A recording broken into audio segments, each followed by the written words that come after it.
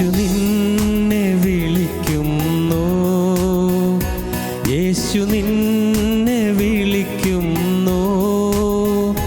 കാൽവരിയിൽ ഉയിർത്തന്നവനാം യേശു നിന്നെ വിളിക്കുന്നു. കാൽവരിയിൽ ഉയിർത്തന്നവനാം യേശു നിന്നെ വിളിക്കുന്നു.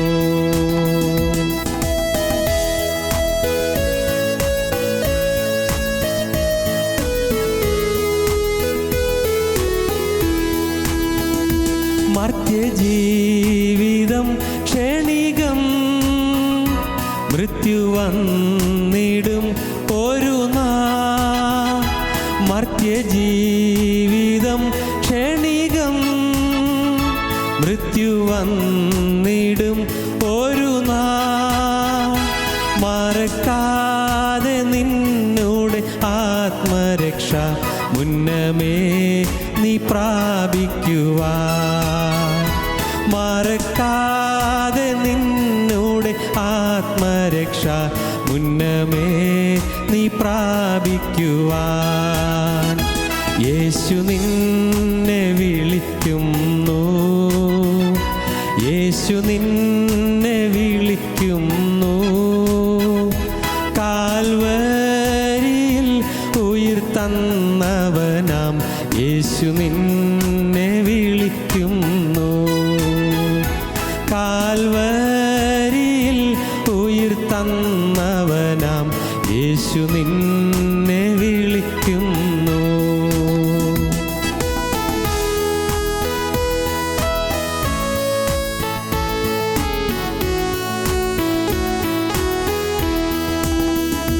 പാപത്തിൻ്റെ ഭാരത്തിനാൽ പാരം കേണു വലഞ്ഞിടുമോ. പാപത്തിൻ്റെ ഭാരത്തിനാൽ പാരം കേണു വലഞ്ഞിടുമോ. പരനേശുവിൽ നിന്റെ പാപത്തിൻ്റെ പരിഹാരം കണ്ടിടുവാൻ. പരനേശുവിൽ നിന്റെ പാപത്തിൻ്റെ പരിഹാരം കണ്ടിടുവാൻ.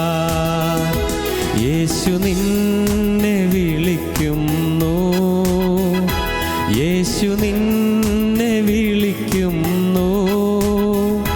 കാൽവരിയിൽ ഉയിർത്തന്നവനാം യേശു നിന്നെ വിളിക്കുന്നു. കാൽവരിയിൽ ഉയിർത്തന്നവനാം യേശു നിന്നെ വിളിക്കുന്നു.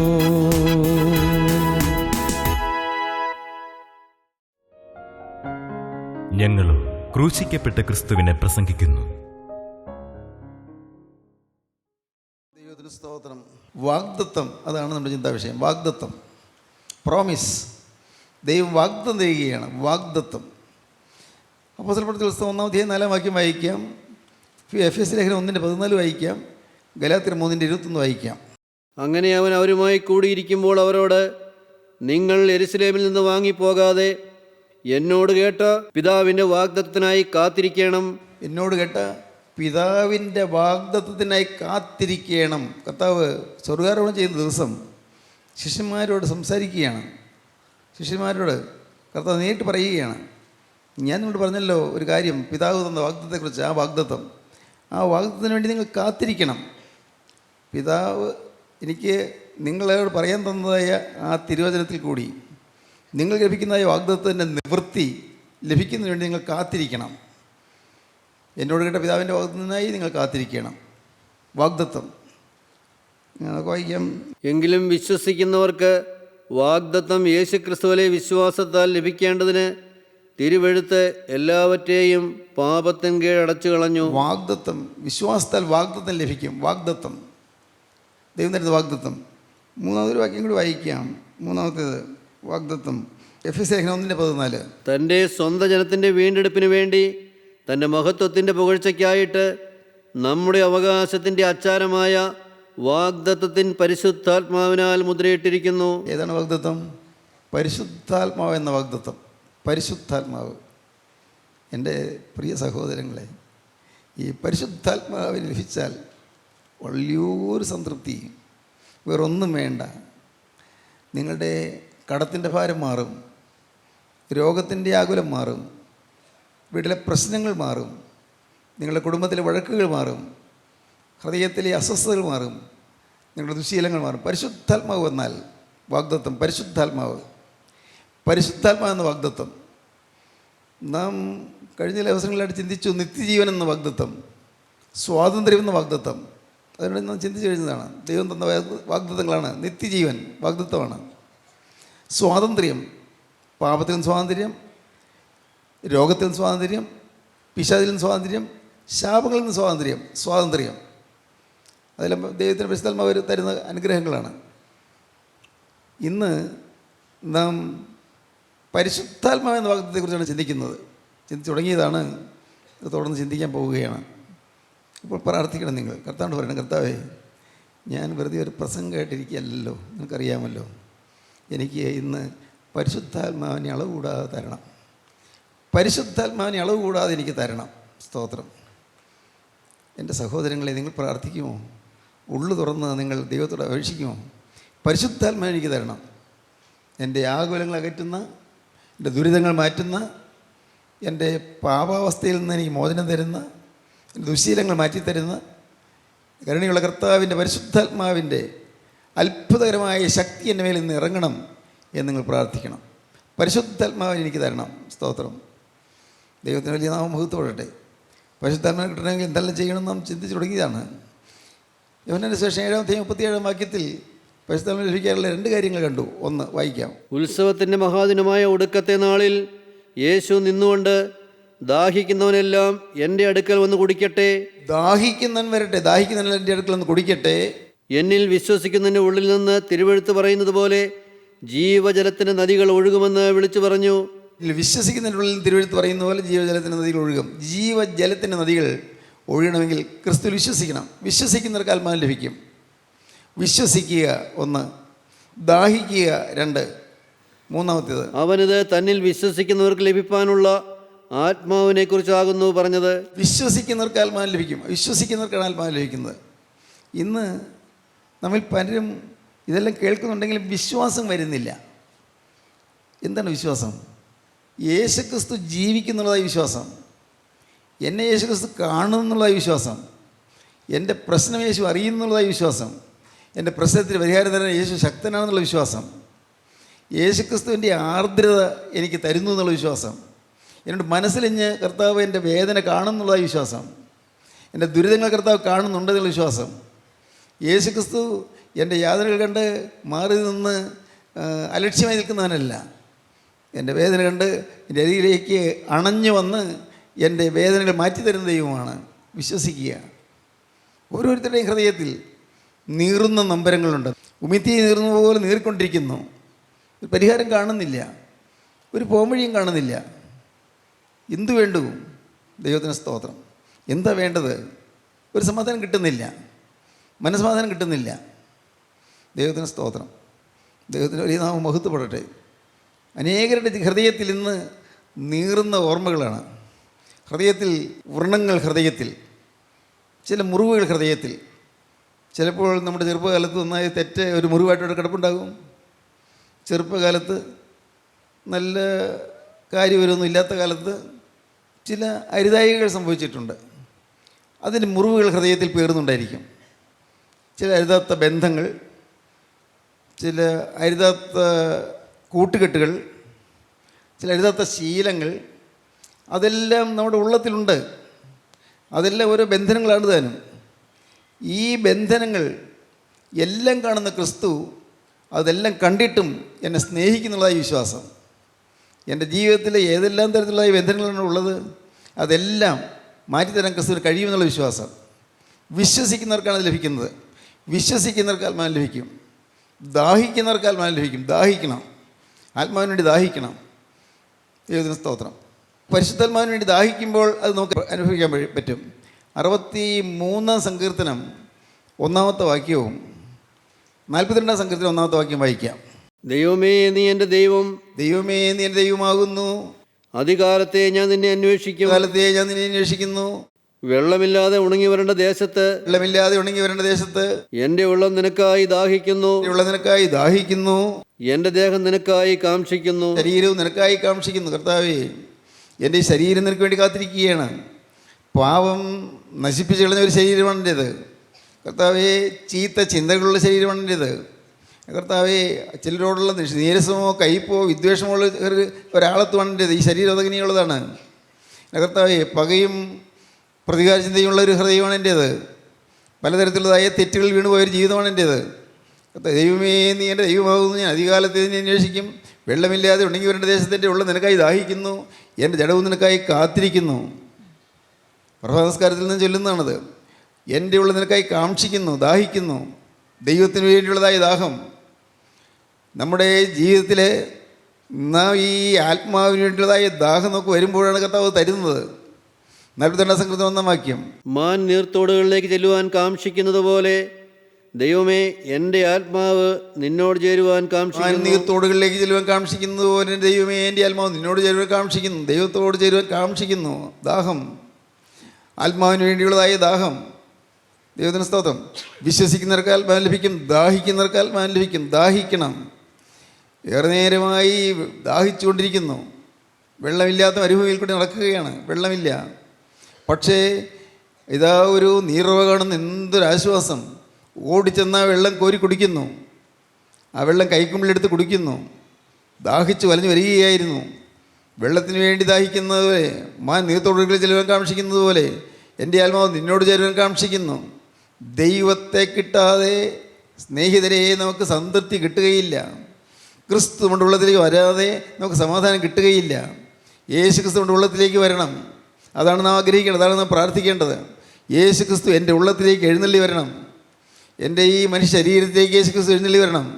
ഈ ശരീരത്തിൽ, ഈ ഹൃദയത്തിൽ, എൻ്റെ ഈ തലച്ചോറിൽ, എൻ്റെ ഈ ചിന്താമണ്ഡലത്തിൽ, എൻ്റെ വികാര പ്രപഞ്ചത്തിൽ യേശു എഴുന്നള്ളി വരണം. കർത്താവേ, നീ എഴുന്നള്ളി വരണമേ. അങ്ങനെ കർത്താവിനെ നിങ്ങൾ വിളിക്കണം. ദൈവത്തിന് സ്തോത്രം. ദൈവത്തിന് വലിയ നാമം മഹത്വപ്പെടട്ടെ. ഈ അടുത്ത നാളുകളിൽ ഞാൻ ചിന്തിച്ചതാണ്, കിട്ടിയതും പോരാ കർത്താവേ, പോരാ. ആത്മാവിനെ കിട്ടിയതും പോരാ. ഇതുകൊണ്ടൊന്നും ആവില്ല. ദൈവത്തിന് സ്തോത്രം. കാലങ്ങൾ മുന്നോട്ട് പോകുന്നു. കർത്താവേ, ഇനി എത്ര കാലമുണ്ട്? ഈ ചുരുങ്ങിയ കാലം കൊണ്ട് ആത്മാവിന് നിറവോടെ പ്രാപിക്കണം. ഇനിയും ആത്മാവിന് വേണം. പോരാ കർത്താവേ, പോരാ. ആത്മാവിന് വേണ്ടിയുള്ളതായ ഒരു ദാഹം നമുക്ക് വരണം. ആത്മാവിന് വേണ്ടിയുള്ളതായ ആർത്തി നമുക്ക് വരണം. പരിശുദ്ധാത്മാവിന് വേണ്ടിയുള്ളതായ ആർത്തി വരണം. പരിശുദ്ധാത്മാവിന് വേണ്ടിയുള്ളതായ ദാഹം വരണം. അനേകരിന്ന് ആത്മാവിന് വേണ്ടി ദാഹിക്കുന്നില്ല. നാം ഓരോ കാര്യങ്ങൾ, രോഗം മാറണം, പരീക്ഷ പാസ്സാകണം, IELTS പാസ്സാകണം, അല്ലെങ്കിൽ OET പാസ്സാകണം, അല്ലെങ്കിൽ വിദേശത്ത് പോയി ജോലി കിട്ടണം, ഉയർന്ന പഠനം വേണം, ഇതൊക്കെ ആഗ്രഹിക്കുന്നു. നല്ലതാണ്, ആഗ്രഹമൊക്കെ നല്ലത് തന്നെയാണ്. അതെല്ലാം റിസൾട്ടാണ്. എന്നാൽ അതിൻ്റെ ഒറിജിൻ എന്താണ്? നമ്മുടെ ജീവിതം ക്രിസ്തുവിൻ്റെ കരങ്ങളിലേക്ക് ചെല്ലുക എന്നുള്ളതാണ്. ആ ഒരു ശരിയായ അടിസ്ഥാനം ഉണ്ടെങ്കിൽ മറ്റതെല്ലാം പിന്നാലെ വന്നുകൊള്ളും. ഇപ്പോൾ കടം മാറണം. കടം മാറണം. പലർക്കും കടമുണ്ടല്ലോ. കടഭാരത്തിൽ നമ്മുടെ കൂട്ടായ്മയിൽ തന്നെ അനേകർ കടത്തിൽ വലയുന്നവരുണ്ട്. കർത്താവേ, എൻ്റെ കടം മാറ്റി തരണമെന്നല്ല പ്രാർത്ഥിക്കേണ്ടത്. അതല്ല പ്രാർത്ഥനാ വിഷയം. കർത്താവേ, എന്നെ മുഴുവനായി നീ എടുക്കണമേ. ഈ ആയുസ് മുഴുവനായി നീ എടുക്കണമേ. എൻ്റെ ഈ പാപമയമായ ജീവിതം നിൻ്റെ കരങ്ങളെടുത്ത് തന്നെ വിശുദ്ധീകരിക്കണമേ. കറ തീർന്നൊരു ജീവിതം നയിക്കാൻ എനിക്ക് ഭാഗ്യം തരണമേ. പാപത്തിൻ്റെ കണിക പോലേശാത്തൊരു ജീവിതം, പൈശാചികൻ ഒരു കാരണവശാലും എന്നെ അവകാശം പറയാത്തൊരു ജീവിതം, അതെനിക്ക് തരണം. അങ്ങനെ നാം ക്രിസ്തുവിന് വേണ്ടി വിട്ടുകൊടുക്കുമ്പോൾ മറ്റു കാര്യങ്ങളെല്ലാം പിന്നാലെ വന്നുകൊള്ളും. അതിൻ്റെ റിസൾട്ടാണ്, കോൺസിക്വൻസാണ്. മനസ്സാകുന്നു? ഞാൻ പറയുന്നത് മനസ്സാകുന്നുണ്ടോ? നമ്മുടെ ജീവിതത്തിൽ നാം അടിത്തറയില്ലാതെ പണിതിട്ട് കാര്യമില്ല. അടിത്തറ എന്താണ്? ക്രിസ്തു. ക്രിസ്തു നമ്മുടെ ജീവിതത്തിൽ വന്നാൽ വേണ്ടതെല്ലാം ക്രിസ്തു തന്നുകൊള്ളും. വേണ്ടത് എന്തെല്ലാമാണ് നമുക്ക് വേണ്ടത്? ആവശ്യമുള്ളതെല്ലാം തരും. സ്തോത്രം. ദൈവത്തിന് സ്തോത്രം. ദൈവത്തിന് വലിയ നാമം മഹത്വപ്പെടട്ടെ. ക്രിസ്തുവിൻ്റെ ഉള്ളത്തിലേക്ക് വരുമ്പോൾ കർത്താവ് എല്ലാം മനോഹരമാക്കി തീർത്തു തരും. എന്തെല്ലാം വേണം? വിവാഹം നടക്കേണ്ട സമയമായി. കഴിഞ്ഞ ദിവസം ആരോ പറഞ്ഞു 3 പേര് അവിവാഹിതരാണ്, സ്ത്രീകൾ. 36, 33, 30 വയസ്സും അങ്ങനെ ഏതാണ്ട് പറഞ്ഞത്. 3 പേര് അവിവാഹിതരാണ്. വിവാഹം നടന്നിട്ടില്ല. ദൈവത്തിന് സ്തോത്രം. വിവാഹം നടന്നിട്ടില്ല. ഇനിയിപ്പോൾ എന്താ വിവാഹം നടക്കുമോ? സംശയം. ഭാരപ്പെട്ടുകൊണ്ടിരിക്കുന്നു. ആരുമാകട്ടെ പ്രിയപ്പെട്ടവരെ, വിവാഹത്തിന് വേണ്ടി ആഗ്രഹിക്കുന്നു, നടക്കുന്നില്ല. ഒരു നല്ല ഇണയാളെ കിട്ടണമെന്ന് ആഗ്രഹമുണ്ട്.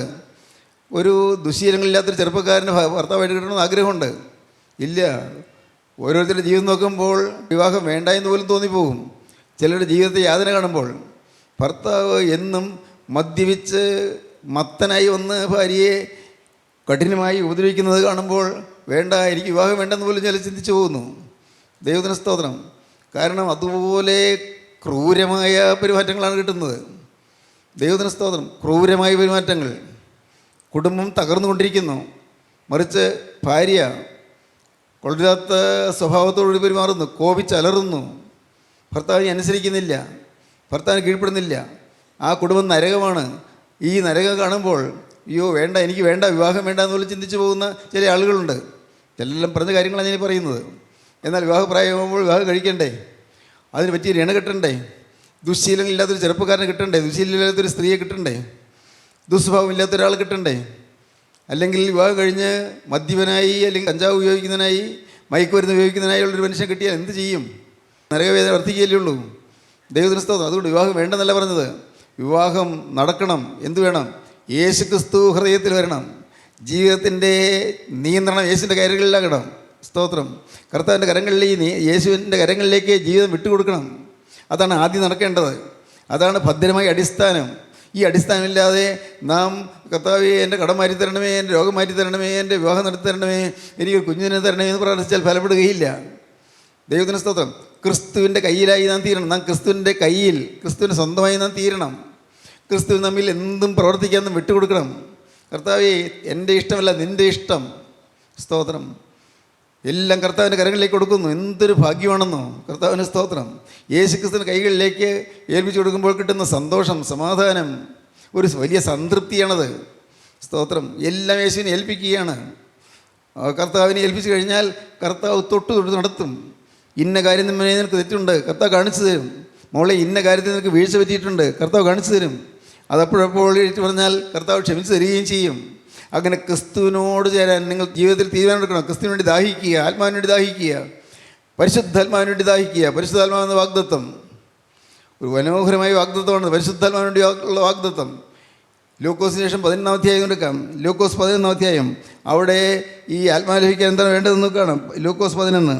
അങ്ങനെ ദോഷികളായ നിങ്ങൾ നിങ്ങളുടെ മക്കൾക്ക് നല്ല ദാനങ്ങളെ കൊടുപ്പാൻ അറിയുന്നുവെങ്കിൽ സ്വർഗസ്ഥനായ പിതാവ് തന്നോട് യാചിക്കുന്നവർക്ക് പരിശുദ്ധാത്മാവിനെ എത്ര അധികം കൊടുക്കും. ആത്മാവ് കിട്ടാൻ 1 വിശ്വസിക്കുക, 2 ദാഹിക്കുക, 3 യാചിക്കുക.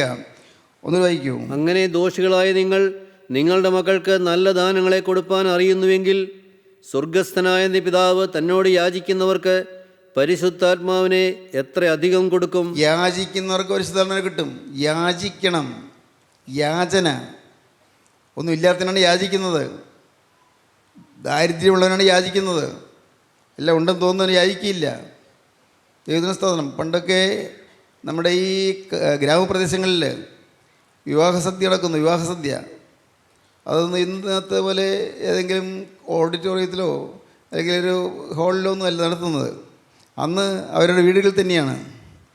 വീടുകളിൽ വിവാഹത്തിനുള്ള സദ്യ ആദ്യം വിരുന്നുകാർക്ക് കൊടുക്കും. വിരുന്നുകാർക്കാണ് ആദ്യം വിളമ്പുന്നത്. അത് കഴിഞ്ഞ് വിളിച്ചു വന്ന ആളുകൾക്ക്, സ്നേഹിതരെ, ബന്ധുക്കൾ എല്ലാവരും അവർക്ക് കൊടുക്കും. അപ്പോഴെല്ലാം അവിടെ ഞാനിന്ന് ഓർക്കുന്നു, അവിടെ റോഡിൻ്റെ ഒരു ഭാഗത്ത്, മെയിൻ റോഡിലല്ല, ഇങ്ങോട്ട് വീട്ടിലേക്ക് ഇറങ്ങുന്ന റോഡിൻ്റെ ഒരു ഭാഗത്ത് നിറയെ അവിടെ തണൽ മരമുണ്ട്. തണൽ മരത്തിൻ്റെ ചുവട്ടിൽ അന്ന് അവിടെയൊക്കെ മാവൊക്കെ ഉണ്ടായിരുന്നു. കുറേയേറെ ആളുകൾ വന്നിരിക്കും, പാവപ്പെട്ടവർ. ഇന്നങ്ങനെ പാവപ്പെട്ടവരില്ലെന്ന് തോന്നുന്നു. പാവപ്പെട്ടവർ, അവർക്ക് ഒരു നേരം നല്ല സുഭിക്ഷമായി നല്ല ആഹാരം കഴിക്കാനുള്ള ആർത്തി കൊണ്ടാണ് പാവങ്ങൾ വന്നിരിക്കുന്നത്. ഒരുപക്ഷെ രാവിലെ ഒന്നും കഴിച്ചിട്ടുണ്ടാവില്ല. ഉച്ച കഴിഞ്ഞു, 2 മണി കഴിഞ്ഞു, 3 മണിയായി. പക്ഷേ പുറത്തേക്ക് എടുക്കാറായില്ല. പുറത്തേക്ക് എടുക്കാറായോ എന്നാണ് നോക്കുന്നത്. ചില അകത്തുള്ളവരുടെ ഭക്ഷണമെല്ലാം കഴിഞ്ഞാണ് പുറത്തേക്ക് എടുക്കുന്നത്. പാവങ്ങൾ അവിടെ വന്നിരിക്കും. ഇപ്പോഴും എൻ്റെ മനസ്സിൽ ഓർമ്മയുണ്ട്. ഇടയ്ക്ക് ചില പിള്ളേർ വന്ന് എത്തി നോക്കും, എന്തായി എന്ന്. പന്തലിലേക്ക് എത്തി നോക്കും. ആവാത്തതുകൊണ്ട് പിന്നെയും പോയി അവിടെ ഇരിക്കും. ആശയറ്റരായിരിക്കും, ഇവന് എപ്പോഴാണ് ഇതൊക്കെ തരുന്നത്. ദൈവത്തിന് സ്തോത്രം. എല്ലാവരുടെയും വിരുന്നൊക്കെ കഴിഞ്ഞു, എല്ലാം കഴിഞ്ഞു. വിളമ്പിയവരുടെ ഭക്ഷണം കഴിഞ്ഞു, ഇനി നമുക്ക് വിശ്രമിക്കാമെന്ന് പറയും. വിശ്രമിക്കാമെന്ന്. കാരണം തലേദിവസം രാത്രിയൊക്കെ നല്ല അധ്വാനിച്ചവരാണ്. വിശ്രമിക്കുന്നു. വിശ്രമിച്ച് അപ്പോഴും ഈ പാവങ്ങൾ ഇടയ്ക്ക് എത്തി നോക്കും, അയ്യോ അയ്യോ എന്ന്, പുറത്തേക്ക് എടുക്കാറായോ എന്ന്. ദൈവത്തിന് സ്തോത്രം. ഇന്നും ഞാൻ ഓർക്കുന്നു. ദൈവത്തിന് വലിയ നാമം മഹത്വപ്പെടട്ടെ. സ്തോത്രം. എന്നിട്ട് ഒരു 3:30 4:15 ഓരോരുത്തർ ഉറക്കം തെളിഞ്ഞു. ഇനി പുറത്തേക്ക് എടുക്കാം. ആർത്തി കൊണ്ട് അവരെല്ലാവരും കൂടി വന്ന് ആ പന്തലിരിക്കുന്നു. അവർക്ക് ധാരാളമായി കൊടുക്കും. ചോറ് കൊടുക്കും, മറ്റ് ഇറച്ചി മീനും എല്ലാം ഉള്ള നല്ല സദ്യ കൊടുക്കും. ചിലർ ഭക്ഷണം കഴിക്കുക മാത്രമല്ല വീട്ടിൽ കൊണ്ടുപോകാനും കൂടി വാങ്ങിക്കും, അതും കൊടുക്കും. ആർത്തി കൊണ്ട ജനം. അവർക്ക് ലജ്ജയില്ല, അവർക്ക് നാണമില്ല, ഇങ്ങനെ മിരിന്ന് വാങ്ങുന്ന മോശമല്ല എന്നുള്ള ചിന്തയില്ല. കാരണം അവർ ദരിദ്രരാണ്. വേണം, അവർക്ക് വേണം, നല്ല ആഹാരം വേണം. സ്തോത്രം. ഞാൻ പറയുന്നത് നിങ്ങൾക്ക് മനസ്സിലാകുമോ? ഈ ദാഹം വേണം നമുക്ക്, ഇത് വേണം, ഈ ദാഹം. കർത്താവേ, എന്നോട് നീ മനസ്സലിയണം, എനിക്ക് നിൻ്റെ ആത്മാവിനെ വേണം, പരിശുദ്ധാത്മാവെന്ന വാഗ്ദത്തം എനിക്ക് അനുഭവമാക്കി തരണം. ദാഹത്തോടുകൂടി ദാരിദ്ര്യത്തോടുകൂടി യാചനയോടെ ചെല്ലണം, യാചിക്കണം, പരിശുദ്ധാത്മാവിനോട് യാചിക്കണം. ദൈവമോ രാപ്പകൽ തന്നോട് നിലവിളിക്കുന്ന വൃതന്മാരുടെ കാര്യത്തിൽ ദീർഘക്ഷമയുള്ളവനാകയാൽ അവരെ പ്രതിക്രിയ നടത്തി രക്ഷിക്കുകയില്ലയോ? പ്രതിക്രിയ നടത്തി രക്ഷിക്കുന്ന നിത്യനായ ദൈവത്തിൻ്റെ കൃപയിലേക്ക് നമ്മൾ തന്നെ പരിഗണിച്ചു കൊടുക്കണം. വിധവ അവൾ മറ്റുള്ളവരിൽ നിന്ന് പീഡയേൽക്കുന്നു. ലൂക്കോസിൻ്റെ ശേഷം 18-ാമത്തെ ആദ്യ ഭാഗം വായിക്കുമ്പോൾ കാണാം, മറ്റുള്ളവരിൽ നിന്ന് പീഡയേൽക്കുന്നു. അവൾക്ക് ന്യായം പാലിച്ച് കിട്ടണം. പ്രതിയോഗിയോട് പ്രതിക്രിയ ചെയ്ത് ന്യായം പാലിച്ച് തരണമെന്ന് നമ്മൾ പ്രാർത്ഥിക്കുന്നു. ആദ്യമൊന്നും ന്യായാധിപൻ ശ്രദ്ധിക്കുന്നില്ല, ജഡ്ജി അതൊന്നും നോക്കുന്നില്ല. ഇവൾ നിരന്തരം നിലവിളിച്ചുകൊണ്ടിരിക്കുകയാണ്, പ്രതിയോഗിയോട് പ്രതിക്രിയ ചെയ്ത് ന്യായം പാലിച്ച് തരണമേ എന്ന്. വായിക്കും. മടുത്തുപോകാതെ എപ്പോഴും പ്രാർത്ഥിക്കണമെന്നുള്ളതിന് അവൻ അവരോട് ഒരു ഉപമ പറഞ്ഞത്, ദൈവത്തെ ഭയവും മനുഷ്യനെ ശങ്കയുമില്ലാത്ത ഒരു ന്യായാധിപൻ ഒരു പട്ടണത്തിലുണ്ടായിരുന്നു. ആ പട്ടണത്തിലൊരു വിധവയുമുണ്ടായിരുന്നു. അവൾ അവൻ്റെ അടുക്കൽ ചെന്ന് എൻ്റെ പ്രതിയോഗിയോട് പ്രതിക്രിയ നടത്തി രക്ഷിക്കണമേ എന്ന് പറഞ്ഞു. അവന് കുറേ കാലത്തേക്ക് മനസ്സില്ലായിരുന്നു. പിന്നെ അവൻ, എനിക്ക് ദൈവത്തെ ഭയവും മനുഷ്യനെ ശങ്കയുമില്ല എങ്കിലും വിധവ എന്നെ അസഹ്യമാക്കുന്നതുകൊണ്ട് ഞാൻ അവളെ പ്രതിക്രിയ നടത്തി രക്ഷിക്കും, അല്ലെങ്കിൽ അവൾ ഒടുവിൽ വന്ന് എന്നെ മുഖത്തടിക്കുമെന്ന് ഉള്ളുകൊണ്ട് പറഞ്ഞു. അനീതിയുള്ള ന്യായാധിപൻ പറയുന്നത് കേൾപ്പീൻ. ദൈവമോ രാപ്പകൽ എന്നോട് നിലവിളിക്കുന്ന, പകലും തന്നോട് നിലവിളിക്കുന്ന തൻ്റെ വ്രതന്മാരുടെ കാര്യത്തിൽ ദീർഘക്ഷമയുള്ളവനാകയാൽ അവരെ പ്രതിക്രിയ നടത്തി രക്ഷിക്കുകയില്ലയോ? ദീർഘക്ഷമയുള്ളവനായാലും എന്നാണ് മലയാള വേദത്തിൽ. ദീർഘക്ഷമയുള്ളവനാകിയാൽ ദൈവമോ രാവും പകലും നിന്നോട് നിലവിളിക്കുന്ന തൻ്റെ വ്രതന്മാരുടെ കാര്യത്തിൽ ദീർഘക്ഷമയുള്ളവനാകിയാൽ അവരെ പ്രതിക്രിയ നടത്തി രക്ഷിക്കുകയില്ലയോ? കേൾക്കുക, ദൈവം പ്രതിക്രിയ നടത്തി രക്ഷിക്കും. പ്രതിക്രിയ, പൈശാചിനോടുള്ള പ്രതിക്രിയ നടത്തി രക്ഷിക്കും, ശത്രുക്കളോടുള്ള പ്രതിക്രിയ നടത്തി രക്ഷിക്കും. ദൈവം രാപ്പകൽ വിളിക്കണം. എന്തിന്? ആത്മാവിന് വേണ്ടി യാചിക്കണം. കർത്താവേ, എനിക്ക് ന്യായം പാലിച്ചു തരണമേ. കർത്താവേ, എനിക്ക് കാര്യത്തിൽ കൃപ തരണമേ. യാചിക്കുകയാണ്, യാചിച്ചുകൊണ്ടേയിരിക്കുകയാണ്, മുട്ടിപ്പായി യാചിക്കുകയാണ്. ദൈവത്തിന് സ്തോത്രം. സഹോദരങ്ങളെ, ഇന്ന് ഇത് കേട്ടുകൊണ്ടിരിക്കുമ്പോൾ നിങ്ങൾ ഒരു കാര്യം തീരുമാനിക്കൂ, ഞാൻ മുട്ടിപ്പായി പ്രാർത്ഥിക്കും. എൻ്റെ കർത്താവ് എൻ്റെ ഹൃദയത്തിൽ വരാൻ ഞാൻ മുട്ടിപ്പായി പ്രാർത്ഥിക്കും. 123-ാം സങ്കീർത്തനം, സ്വർഗ്ഗത്തിൽ വസിക്കുന്നതിനായുള്ളവേ, ഞാൻ നിങ്ങളിലേക്ക് എൻ്റെ കണ്ണുയർത്തുന്നു. ദാസന്മാരുടെ കണ്ണ് യജമാൻ്റെ കയ്യിലേക്കും ദാസികളുടെ കണ്ണ് യജമാൻ്റെ കയ്യിലേക്കും എന്ന പോലെ യഹോവേ, നീ എന്നോട് കൃപ ചെയ്യുവോളം ഞാൻ നോക്കിക്കൊണ്ടിരിക്കുന്നു. കൃപ ചെയ്യുവോളം മടുപ്പ് പ്രാർത്ഥിക്കുകയാണ്. കൃപ ചെയ്യുവോളം നോക്കിക്കൊണ്ടിരിക്കുന്നു. നിങ്ങൾ ദൈവത്തിൻ്റെ വചനം കേൾക്കാനാണ് വന്നത്. ആരെയും കാണാനല്ല നിങ്ങൾ വന്നത്, ആരുടെയും പ്രസംഗം കേൾക്കാനല്ല വന്നത്. ജീവനുള്ള ക്രിസ്തുവിൻ്റെ ആത്മാവിൻ്റെ ശബ്ദം കേൾക്കാനാണ് നിങ്ങൾ വന്നത്. നിങ്ങൾക്ക് ഇതിൽ അനുഭവം കിട്ടാനാണ് നിങ്ങൾ വന്നത്.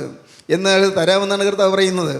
രാപ്പകൽ നിലവിളിച്ചുകൊള്ളൂ, മുട്ടിപ്പായി പ്രാർത്ഥിച്ചുകൊള്ളൂ, കരഞ്ഞുകൊള്ളൂ. കർത്താവേ, നീ ഇല്ലെങ്കിൽ എൻ്റെ ജീവിതം പൂജ്യമാണ്. കർത്താവേ, ഞാൻ എന്തെല്ലാം ഉണ്ടെന്ന് പറഞ്ഞാലും എൻ്റെ ജീവിതം പൂജ്യമാണ്.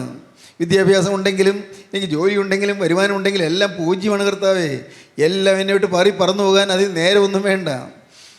കണ്ണിമിക്കുന്നതിനിടയിലെല്ലാം വിട്ടുപോകാം. എന്നാലോ കർത്താവേ, എൻ്റെ ദൈവമേ, നീ എൻ്റെ ജീവിതത്തിലുണ്ടെങ്കിൽ എനിക്ക് പിന്നെ ഒന്നിനും ഭയമില്ല. സ്തോത്രം. യേശുനാഥ, നീ എൻ്റെ ജീവിതത്തിലുണ്ടെങ്കിൽ പൈശാചികൻ്റെ വിക്രികളൊന്നും ഫലപ്പെടുകയില്ല. ഞാൻ പൈശാചികൻ്റെ പിടിയാളായി മാറുകയില്ല, അവൻ്റെ അടിമയായി തീരുകയില്ല. യേശുവേ, നീ എൻ്റെ ഹൃദയത്തിൽ വസിക്കണമേ. ആത്മാവിന് വേണ്ടിയുള്ളതായ ദാഹം. ദൈവമോ രാപ്പകൽ തന്നോട് നിലവിളിക്കുന്നതിൻ്റെ വ്രതന്മാരുടെ കാര്യത്തിൽ ദീർഘക്ഷമയുള്ളവരാകയാൽ അവരെ പ്രതികരണത്തിൽ രക്ഷിക്കുകയില്ലയോ, വേഗത്തിൽ അവരെ പ്രതികരണത്തെ രക്ഷിക്കുമെന്ന് ഞാൻ നിങ്ങളോട് പറയുന്നു. സ്തോത്രം. ഇവിടെ നാം കണ്ടത് എന്താണ് കണ്ടത്? നിങ്ങളിലൊരാൾ മകൻ അപ്പനോട് അപ്പം ചോദിച്ചാൽ കല്ല് കൊടുക്കുമോ? മീനെ ചോദിച്ചാൽ പാമ്പിനെ കൊടുക്കുമോ? മുട്ട ചോദിച്ചാൽ തേളിനെ കൊടുക്കുമോ? ഇല്ലല്ലോ. ദോഷികളായി നിങ്ങളുടെ മക്കൾക്ക് നല്ല ദാനങ്ങളെ കൊടുക്കാൻ അറിയുന്നുവെങ്കിൽ സ്വർഗസ്ഥനായ പിതാവ് തന്നോട് യാചിക്കുന്നവർക്ക് പരിശുദ്ധാത്മാവിനെ എത്രയധികം കൊടുക്കും. യാചിച്ചാൽ പരിശുദ്ധാത്മാവിനെ കിട്ടും. യാചിക്കണം, യാചിച്ചു വാങ്ങണം. കർത്താവേ, എനിക്ക് പരിശുദ്ധാത്മാവിനെ തരണം. എൻ്റെ ഏറ്റവും പ്രിയപ്പെട്ട സഹോദരങ്ങളെ, ഇന്ന് നിങ്ങൾ ഇത് കേട്ടുകൊണ്ടിരിക്കുമ്പോൾ കർത്താവിനോട് നിങ്ങൾ പറയണം, കർത്താവേ, എനിക്ക് നിൻ്റെ പരിശുദ്ധാത്മാവിനെ തരണം. എൻ്റെ മേൽ പരിശുദ്ധാത്മാവ് ഊതണം.